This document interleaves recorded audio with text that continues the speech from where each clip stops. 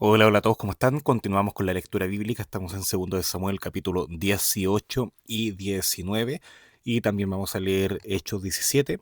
Así que vamos a estar acá. Estamos en la Nueva Biblia de las Américas, leyendo toda la palabra de Dios a lo largo de este año 2026. Así que bien, comenzamos con segundo de Samuel, capítulo 18, que dice así. Entonces David con todo el pueblo que estaba con él, y puso sobre ellos capitanes de miles y capitanes de cientos. Y envió David al pueblo una tercera parte bajo el mando de Joab, otra tercera parte bajo el mando de Abisai, hijo de Sarbia, hermano de Joab, y otra tercera parte bajo el mando de Itai el Geteo. Y el rey dijo al pueblo: ciertamente yo también saldré con ustedes. Pero el pueblo dijo: no debes salir, porque si tenemos que huir, no harán caso de nosotros. Aunque muera la mitad de nosotros, no harán caso de nosotros, pero usted vale por 10.000 de nosotros. Ahora pues, será mejor que usted esté listo para ayudarnos desde la ciudad. Yo haré lo que les parezca mejor, le dijo el rey. Y el rey se puso junto a la puerta, y todo el pueblo salió por centenares y por millares. Y el rey David mandó a Joab, a Abisai y a Itai, y dijo: por amor a mí, traten bien al joven Absalón. Y todo el pueblo oyó cuando el rey dio orden a todos los capitanes acerca de Absalón. El pueblo salió al campo al encuentro de Israel y, perdón, y se entabló la batalla en el bosque de Efraín. Allí fue derrotado el pueblo de Israel delante de los siervos de David. Y la matanza aquel día allí fue grande, 20.000 hombres. La batalla se extendió por toda aquella región, y el bosque devoró más gente aquel día que la que devoró la espada. Absalón se encontró con los siervos de David. Absalón iba montado en su mulo, y pasó el mulo debajo del espeso ramaje de una gran encina, y se le trabó la cabeza a Absalón en la encina, y quedó colgado entre el cielo y la tierra, y mientras que el mulo que estaba debajo de él siguió de largo. Cuando uno de los hombres vio esto, avisó a Joab: yo vi a Absalón colgado de una encina. Joab dijo al hombre que le había avisado: así que tú lo viste, ¿por qué no lo heriste allí derribándolo a tierra? Yo te hubiera dado 10 monedas de plata y un cinturón. Respondió el hombre a Joab: aunque yo recibiera 1.000 monedas de plata en la mano, no extendería la mano contra el hijo del rey, porque ante nuestros oídos el rey te ordenó a ti, a Abisai y a Itai: protéjanme al joven Absalón. De otro modo, si yo hubiera hecho traición contra su vida, y no hay nada oculto al rey, tú mismo te hubieras mostrado indiferente. Respondió Joab: no malgastaré mi tiempo aquí contigo. Y tomando 3 dardos en la mano, los clavó en el corazón de Absalón, mientras todavía estaba vivo en medio de la encina. Y 10 jóvenes escuderos de Joab rodearon e hirieron a Absalón y lo remataron. Entonces Joab tocó la trompeta, y el pueblo regresó de perseguir a Israel, porque Joab detuvo al pueblo. Y tomaron a Absalón, lo echaron en una fosa profunda en el bosque, y levantaron sobre él un gran montón de piedras. Y todo Israel huyó, cada uno a su tienda. En vida, Absalón había tomado y erigido para sí una columna que está en el valle del rey, pues había dicho: no tengo hijo para perpetuar mi nombre, y llamó a la columna por su propio nombre, y hasta hoy se llama monumento de Absalón. Y Ahimaas, hijo de Sadoc, dijo: te ruego que me dejes correr y llevar noticias al rey de que el Señor lo ha liberado de la mano de sus enemigos. Pero Joab le dijo: tú no eres el hombre para llevar hoy las noticias, las llevarás otro día. No llevarás noticias hoy, porque el hijo del rey ha muerto. Entonces Joab dijo al cusita: ve, anuncia al rey lo que has visto. Y el cusita se inclinó ante Joab y corrió. Y Ahimaas, hijo de Sadoc, volvió a decir a Joab: pase lo que pase, te ruego que no dejes correr tras el cusita. ¿Por qué correrás, hijo mío? Ya no tendrás recompensa por ir, le dijo Joab. Pero él dijo: pase lo que pase, correré. Entonces le dijo: corre. Y Ahimaas corrió por el camino de la llanura y pasó al cusita. David estaba sentado entre las dos puertas, y el atalaya subió al terrado de la puerta en el muro, y alzando los ojos miró, y vio un hombre que corría solo. Y el atalaya llamó y avisó al rey, y el rey dijo: si viene solo, hay buena noticia en su boca. Mientras se acercaba más y más, el atalaya vio a otro hombre corriendo. Entonces el atalaya dio voces al portero y dijo: Veo a otro hombre corriendo solo.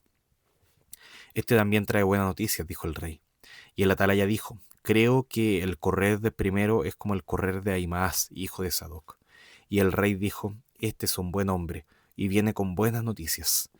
Y Ahimaaz dio voces al rey, y dijo al rey: Todo está bien. Se postró rostro en tierra delante del rey, y dijo: Bendito es el Señor su Dios, que ha entregado a los hombres que levantaron sus manos contra mi señor el rey. ¿Le va bien al joven Absalón?, preguntó el rey. Y Ahimaaz respondió: Cuando Joab envió al siervo del rey y a su siervo, vio un gran tumulto, pero no supe qué era. Ponte a un lado y quédate aquí, le dijo el rey. Y él se puso a un lado y se quedó allí. Y cuando llegó el cusita dijo: Reciba mi señor el rey buenas noticias, porque el Señor lo ha librado hoy de la mano de todos aquellos que se levantaron contra usted. Dijo el rey al cusita: ¿Le va bien al joven Absalón? Y el cusita respondió: Sean como ese joven los enemigos de mi señor el rey, y todos los que se levantan contra usted para mal. El rey se conmovió profundamente, y subió al aposento que había encima de la puerta, y lloró. Y decía así mientras caminaba: Hijo mío, Absalón, hijo mío, Absalón, ¿quién me diera haber muerto yo en tu lugar? Absalón, hijo mío, hijo mío. Segundo de Samuel capítulo 19. Entonces dieron aviso a Joab: El rey está llorando y se lamenta por Absalón. Y la victoria aquel día se convirtió en duelo para todo el pueblo, porque el pueblo oyó decir aquel día: El rey está entristecido por su hijo. Aquel día el pueblo entró calladamente en la ciudad, como pueblo que, humillado, entra a escondidas cuando huye de la batalla. Y el rey, con su rostro cubierto, clamaba en voz alta: Oh hijo mío, Absalón, oh Absalón, hijo mío, hijo mío. Entonces Joab entró en la casa del rey y dijo: Hoy usted ha cubierto de vergüenza el rostro de todos sus siervos que han salvado hoy su vida, la vida de sus hijos e hijas, la vida de sus mujeres y la vida de sus concubinas, al amar a aquellos que lo odian y al odiar a aquellos que lo aman. Pues hoy ha demostrado que príncipes y siervos no son nada para usted, porque ahora en este día sé que si Absalón estuviera vivo y todos nosotros hoy estuviéramos muertos, entonces usted estaría complacido. Ahora pues, levántese, salga y hable bondadosamente a sus siervos, porque juro por el Señor que si no sale, ciertamente ni un solo hombre pasará la noche con usted, y esto le será peor que todo el mal que ha venido sobre usted desde su juventud hasta ahora. Entonces el rey se levantó y se sentó a la puerta. Y cuando avisaron a todo el pueblo, diciendo: Miren, el rey está sentado a la puerta. Entonces todo el pueblo vino delante del rey. Pero los de Israel habían huido, cada uno a su tienda. Y todo el pueblo reñía en todas las tribus de Israel, diciendo: El rey nos ha librado de mano de nuestros enemigos, y nos ha salvado de mano de los filisteos. Pero ahora ha huido de la tierra por causa de Absalón. Sin embargo, Absalón, a quien ungimos sobre nosotros, ha muerto en combate. Ahora pues, ¿por qué guardan silencio respecto a restaurar al rey? Entonces el rey envió mensaje a los sacerdotes Sadoc y Abiatar, y dijo: Hablen a los ancianos de Judá, y díganle: ¿Por qué son los últimos en hacer volver al rey a su casa, ya que la palabra de todo Israel ha llegado al rey a su casa? Ustedes son mis hermanos, mi hueso y mi carne son. ¿Por qué, pues, son los últimos en hacer volver al rey? Díganle a Amasa: ¿no eres hueso mío y carne mía? Así haga Dios conmigo, y aún más si no ha de ser comandante del ejército delante de mí para siempre en lugar de Joab. Así inclinó el corazón de todos los hombres de Judá, como el de un solo hombre, y enviaron palabra al rey, diciendo: Regresa tú y todos tus siervos. Volvió el rey y llegó hasta el Jordán, y Judá vio a Gilgal para ir al encuentro del rey, para conducir al rey al otro lado del Jordán. Entonces Simei, hijo de Gera, el benjamita, que era de Bahurim, se dio prisa y descendió con los hombres de Judá al encuentro del rey. Con él había 1000 hombres de Benjamín y Siba, siervo de la casa de Saúl, y con él sus 15 hijos y sus 20 siervos, y se apresuraron a pasar el Jordán delante del rey. y seguían cruzando el vado para pasar a toda la casa del rey y hacer lo que le pareciera bien. Y Simei, hijo de Gera, se postró ante el rey cuando éste iba a pasar el Jordán, y dijo al rey: No me considere culpable, mi señor, ni se acuerde del mal que su siervo hizo el día en que mi señor el rey salió de Jerusalén. Que el rey no lo guarde en su corazón, pues yo, su siervo, reconozco que he pecado. Por tanto, hoy he venido, el primero de toda la casa de José, para descender al encuentro de mi señor el rey. Pero Abisai, hijo de Sarvia, respondió: ¿No ha de morir Simei por esto? Porque maldijo al ungido del Señor. Entonces David dijo: ¿Qué tengo yo que ver con ustedes, hijos de Sarvia, para que en este día me sean adversarios? ¿Ha de morir hoy hombre alguno en Israel?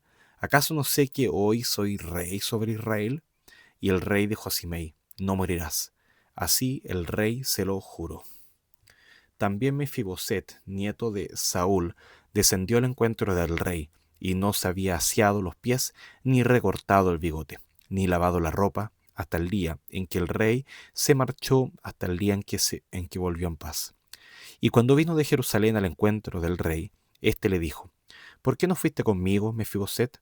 Y él respondió: Oh rey, señor mío, mi siervo me engañó, pues su siervo se dijo: Me aparejaré un asno para montar en él e ir con el rey, porque su siervo es cojo. Además ha calumniado a su siervo ante mi señor el rey. Pero mi señor el rey es como el ángel de Dios. Haga pues lo que le parezca bien. Porque toda la casa de mi padre no era más que hombres muertos ante mi señor el rey. Con todo, puso a su siervo entre los que comían a su propia mesa. ¿Qué derecho tengo todavía para quejarme más al rey? Y el rey le dijo: ¿Por qué sigues hablando de tus asuntos? Yo he decidido.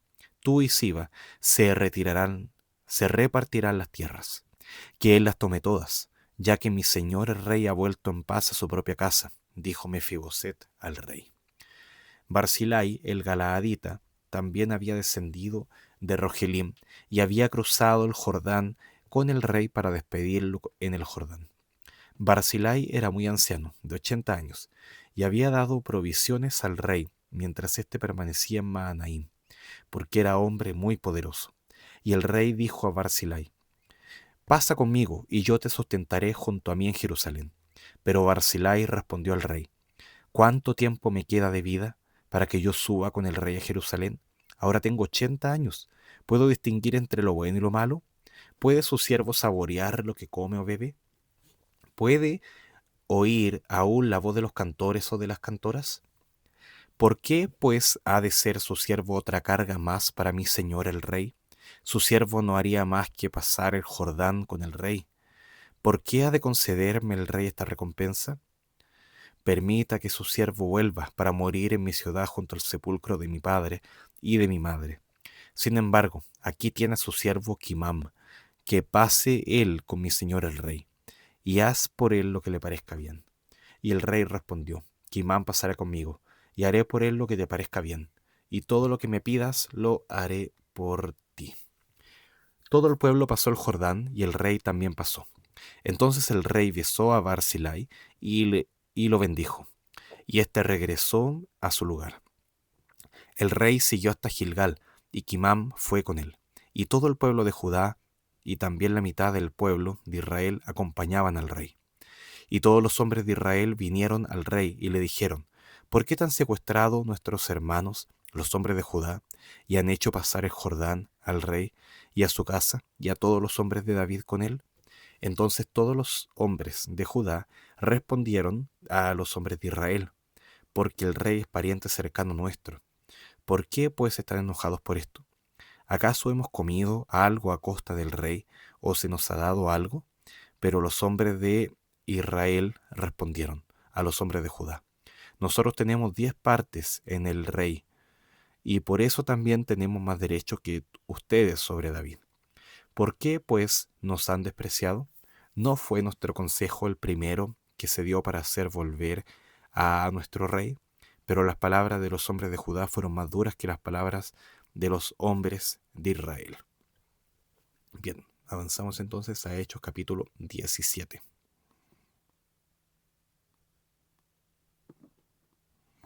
Que dice así, Hechos 17.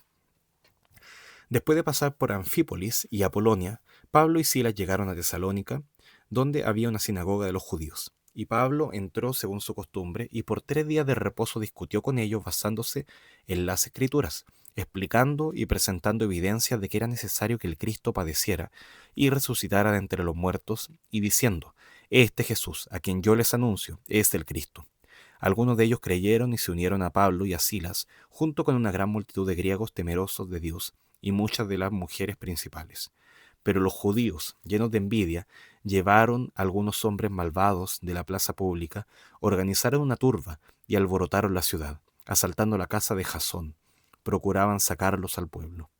Al no encontrarlos, arrastraron a Jasón, a alguno de los hermanos, ante las autoridades de la ciudad, gritando: Estos que han trastornado al mundo han venido acá también, y Jasón los ha recibido.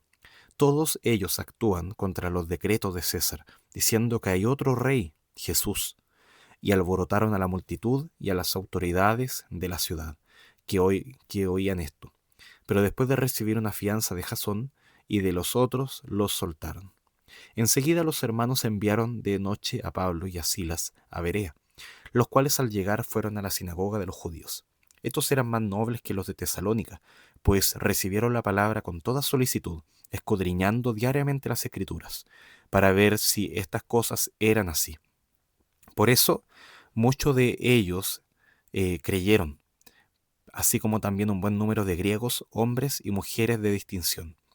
Pero cuando los judíos de Tesalónica supieron que la palabra de Dios había sido proclamada por Pablo también en Berea, fueron también allá para agitar y alborotar a las multitudes. Entonces los hermanos inmediatamente enviaron a Pablo para que fuera hasta el mar, pero Silas y Timoteo se quedaron allí. Los que conocían a Pablo lo llevaron hasta Atenas, y después de recibir órdenes de que Silas y Timoteo se unieran a él, lo más pronto posible se fueron. Mientras Pablo los esperaba en Atenas, su espíritu se enardecía dentro de él al contemplar la ciudad llena de ídolos. Así que discutía en la sinagoga con los judíos y con los gentiles temerosos de Dios, y diariamente en la plaza con los que estuvieran presentes. También discutían con él algunos de los filósofos epicúreos y estoicos, y algunos decían: ¿qué quiere decir este palabrero? Parece ser un predicador de divinidades extrañas, decían otros, porque les predicaba Jesús y la resurrección. Entonces tomaron a Pablo y lo llevaron al Areópago, diciendo: ¿podemos saber qué es esta nueva enseñanza que usted proclama? Porque le oímos decir cosas extrañas. Por tanto, queremos saber qué significan, pues todos los atenienses y los extranjeros de visita allí no pasaban el tiempo en otra cosa, sino en decir o en oír algo nuevo. Entonces Pablo, poniéndose en pie en medio del Areópago, dijo: varones atenienses, percibo que ustedes son muy religiosos en todo sentido, porque mientras pasaba y observaba los objetos de su adoración, hallé también un altar con esta inscripción: al Dios desconocido. Pues lo que ustedes adoran sin conocer, eso les anuncio yo. El Dios que hizo el mundo y todo lo que en él hay, puesto que es Señor del cielo y de la tierra, no mora en templos hechos por manos de hombres, ni es servido por manos humanas, como si necesitara de algo, puesto que Él da a todos vida y aliento y todas las cosas. De uno solo, Dios hizo todas las naciones del mundo para que habitaran sobre toda la superficie de la tierra, habiendo determinado sus tiempos y las fronteras de los lugares donde viven, para que buscaran a Dios y de alguna manera, palpando, lo hallen, aunque Él no está lejos de ninguno de nosotros, porque en Él vivimos, nos movemos y existimos, así como algunos de los poetas de ustedes han dicho, porque también nosotros somos linaje suyo. Siendo pues linaje de Dios, no debemos pensar que la naturaleza divina sea semejante a oro, plata o piedras, esculpidos por el arte y el pensamiento humano. Por tanto, habiendo pasado por alto los tiempos de ignorancia, Dios declara ahora a todos los hombres en todas partes que se arrepientan, porque Él ha establecido un día en el cual juzgará al mundo en justicia, por medio de un hombre a quien Él ha designado. habiendo presentado pruebas a todos los hombres cuando lo resucitó de entre los muertos. Cuando oyeron de la resurrección de los muertos, algunos se burlaban, pero otros dijeron, le escucharemos otra vez acerca de esto. Entonces Pablo salió de entre ellos, pero algunos se unieron a él y creyeron, entre los cuales estaban Dionisio, el Areopagita, una mujer llamada Dámaris, y otros con ellos. Bien, entonces lo dejamos hasta acá. Vemos en 2 de Samuel cómo Absalón es derrotado, esta derrota triste para David, donde David, bueno, es confirmado como el rey legítimo. Lo proclaman rey, no se pueden negar a esto, a pesar de que, claro, algunos dudan de eso.